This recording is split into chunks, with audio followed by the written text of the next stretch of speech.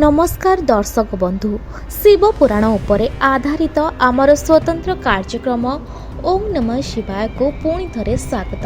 आजिर अध्याय आपण को कहबू शिवलिंग को पूजा कले केउ चमत्कार आपण को जीवन रे घटिबो।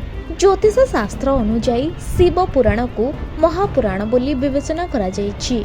शिव पुराण शैव धर्म सह जड़ित पुराण बोली कहा जाए।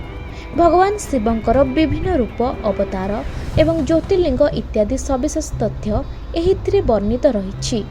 एथि सहित जीवन को सुखी करबा एवं अनंत गुणात्मक फलाफल पाइबा पई शिव पुराण रे किछि प्रतिकार मध्य उल्लेख रहिछि।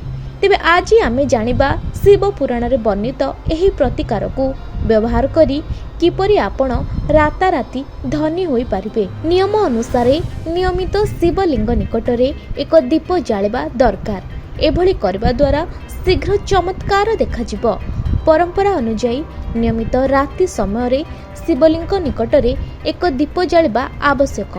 अर्थात प्रत्येक दिन राति 11 रु 12 मध्य यह बहुत लाभदायक बोली कहा जाए।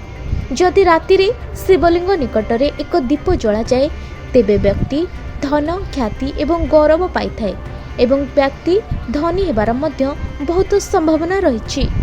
हिंदू शास्त्र रे शिवलिंग पूजार विशेष गुरुत्व उल्लेख करा जायछि।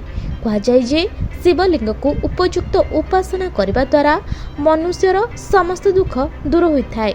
आहुरी मध्य व्यक्ति सुख एवं धन प्राप्त करिथाए। किंतु राति रे शिवलिंग निकटरे एक दीप जाली शिव मंत्र जप करबा द्वारा अनेक चमत्कार लाभ मिलिथाए।